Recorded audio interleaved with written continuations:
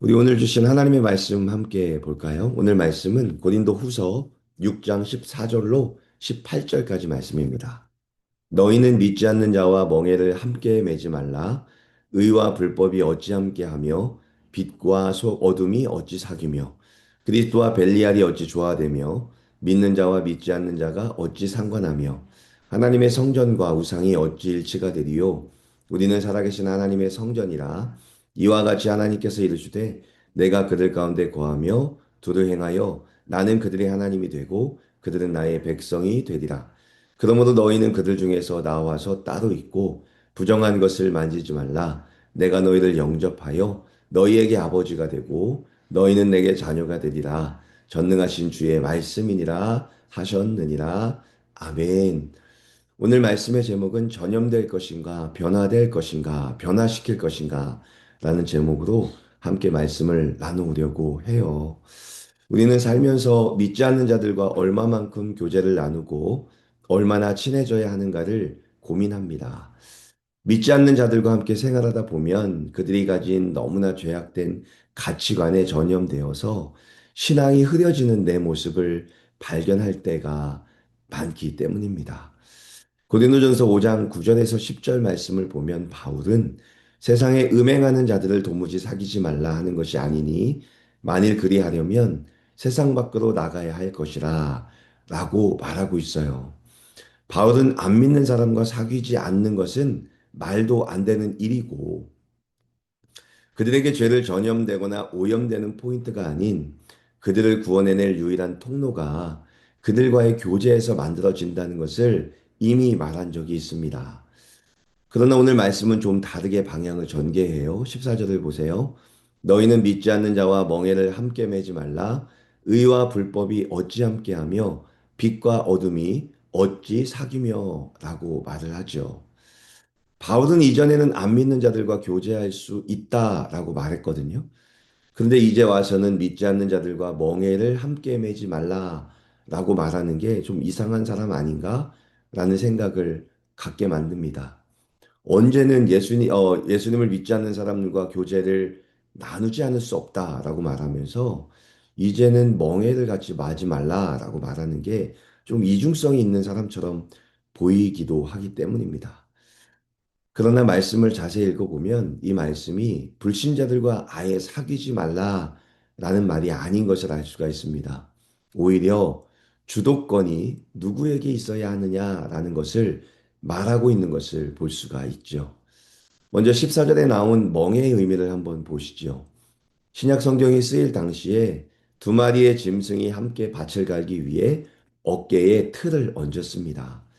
그리고 두 마리의 소에 얹은 틀을 멍에라고 불렀죠. 신명기 22장 10절 말씀에 보면 소와 나귀를 결의하여 함께 묶어 갈지 말라라는 규정이 있습니다. 힘과 속도, 성질이 다른 두 짐승을 묶으면 둘 다 고통을 받고 밭도 제대로 갈 수 없어서 그런 명령이 있었던 것 같아요. 밭을 잘 가는 소가 앞서 나가려고 하면 뒷나귀가 뒤에서 낚아채듯이 힘을 빼놓고 좀 힘이 없는 나귀가 앞서는 소의 힘을 따라가려다가 금세 지쳐서 양쪽 다 힘을 쓸 수 없기 때문에 소와 나귀를 같이 멍에를 매게 하지 말라라는 말이 말씀에 나와 있습니다. 따라서 멍에를 맬 때는요, 같은 종류의 동물과 같은 힘을 쓰는 비슷한 체급을 멍에로 묶어야 동등한 힘으로 앞으로 치고 나갈 수 있다라고 말하고 있습니다. 이렇듯 어찌 보면 믿지 않는 자와 멍에를 함께 맨다는 것은 하나님의 영광을 위해 앞을 향해 달려 나가려 하는 그리스도인의 옆에서 세상으로 이끌려는 강한 힘이 계속 작용해서 결국 영향력을 미칠 수 있다라는 것을 말하고 있는 것 같아요. 따라서 영적 가치관에서 충돌을 일으키는 삶의 근본적인 목적과 가치관, 원동력이 다른 사람과 깊은 결속을 맺어서 내 신앙의 정체성이 흔들리는 상황을 경계해라 라는 뜻에서 멍에를 함께 매지 말라 라는 말을 하는 것이죠. 그러나 그것보다 중요한 것을 말합니다. 왜냐하면 우리는 필연적으로 믿지 않는 자들과 함께 한 공간 안에서 생활해야 하는 세상 속에서 살아가고 있습니다. 영양을 차단하기 위해서 멍에를 같이 매지 않는 것은 말도 안 되는 세상 속에 우리는 살아가고 있죠. 그래서 오늘 말씀을 다시 풀어보면 우리가 믿지 않는 자들과 함께 살아가는 세상 속에 있을 때, 그들과 함께 있을 때 그 영향력은 누가 더 많이 행사해야 하고 누가 누구를 이끌어야 하는가라는 질문 속에 우리는 던져질 수밖에 없다는 거죠. 이 말은 믿지 않는 사람들을 멀리하라는 관계의 단절이 아니라 믿는 자와 믿지 않는 자가 함께 있다면 과연 누구의 다스림을 받아야 하는가에 대한 문제에 대해서 한 번 더 생각해 보라는 거죠. 예수님이 이런 상황에 있는 우리를 향해 뭐라고 말씀하시나요? 예수님은 우리에게 세상을 변화시켜야 할 빛과 소금이라고 말씀하십니다. 어두운 공간을 세상에 변화시키는 예수님의 빛으로 비춰내는 사람이고 썩어져가는 이 세상의 소금으로 그 맛을 다시 유지시키시는 거룩한 사람으로 부름을 받은 사람이 우리입니다. 그러나 거꾸로 세상의 불법과 어두움에 동화되어 끌려간다면 그것은 입금이 아니라 그들의 영향 아래서 끌려가는 인생이라고 말을 하고 있다는 거죠. 바울은 만약 믿지 않는 자들과 멍에를 함께 매야 하는 상황에 이르게 된다면 그들의 영향 아래에서 무너지는 것이 아니라 우리가 가진 예수 그리스도를 믿는 그 믿음과 영향력으로 그들을 이끌어 가야 하는 강한 영향력을 가진 사람이 우리다라는 것을 말하고 있죠. 16절을 한번 보세요. 하나님의 성전과 우상이 어찌 일치가 되리요. 우리는 살아계신 하나님의 성전이라. 이와 같이 하나님께서 이르시되 내가 그들 가운데 거하며 두루 행하여 나는 그들의 하나님이 되고 그들은 나의 백성이 되리라. 바울은 우리가 하나님의 성전이라고 말을 합니다. 성전 안에 우상을 들여놓을 수 없듯이 하나님의 통치를 받는 성도 안에 하나님이 기뻐하시지 않는 원리, 불법과 벨리알이 공존할 수 없다라고 선포하는 것이죠. 우리는요, 나눠도 끊임없이 예수 그리스도의 능력을 머금고 살아가는 자들입니다.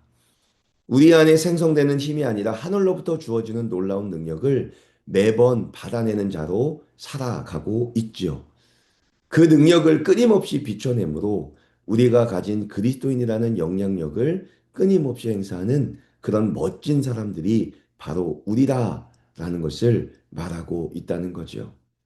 따라서 오늘 말씀 멍에를 매지 말라, 오늘 말씀에 멍에를 같이 매지 말라라는 것은 그들을 배타해라, 그들과 구별되어 떨어져 살아라라는 배타적인 선민의식이 아니라 하나님의 백성다운 거룩함을 유지하며 그들 속에서 선한 영향력을 미치며 살아가라 라는 것을 명령받고 있다는 것을 알고 나갔으면 좋겠습니다. 세상 사람과 필연 함께 살아갈 수밖에 없어요. 그러나 우리는 세상 속에서 영향을 받는 사람이 아니라 하늘로부터 출발한 하나님으로부터 출발한 그 능력을 영향으로 받아 살아가는 사람들이겠죠. 오늘도 우리는 수많은 사람들과 함께 살아갑니다. 그러나 하나님께서 주신 능력을 가지고 살아가면서 그들과 함께 살아갈 때 그 신앙이 연약해지는 것이 아니라 누구도 막을 수 없는 신앙으로 무장하여 세상을 변화시키는 강력한 예수 그리스도의 전도의 도구가 되기를 간절히 소망하고 소망해 봅니다. 오늘도 하나님으로부터 출발한 능력을 머금고 살아가십시오. 그리고 그 능력을 하나님과 함께 동행하며 살아가는 세상 속에서 행사하며 살아가십시오. 우리가 갖는 그 능력으로 말미암아 세상 사람들을 변화시켜낼 수 있는 그런 멋진 사람이 우리 모두가 될 수 있기를 예수 그리스도 이름으로 축원합니다.